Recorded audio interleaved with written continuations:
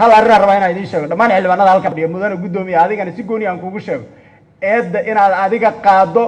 oo sections listiga iyo ciqaabaha iyo waxa adduunka ka soo socda adiga lagu saaro waa yahuud ruuxeedii xildhibaanmaas iyo ay markaan ajandaha u soo noqdo markaan ma mudane gudoomiye ajandii waaba ku jiraaba waxaan kugula talin lahaa adiga iyo xildhibaanada mooshinka wadaba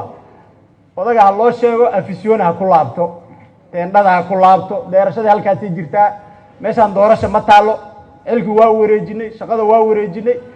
taariikhda aa sheegi doonta marka waxaan rabaa inaa xildhibaanada hadda ka horna waa sheegay meeshaana ka sheegay waxaan dhahay farmaajo wuxuu ku qasbanaan doonaa ayadoo laleeyahay doorasho qof iyo cadaa la aadaya farmaajo wuxuu ku qasbanaan doonaa inuu dowlad goboleedyada la hadlo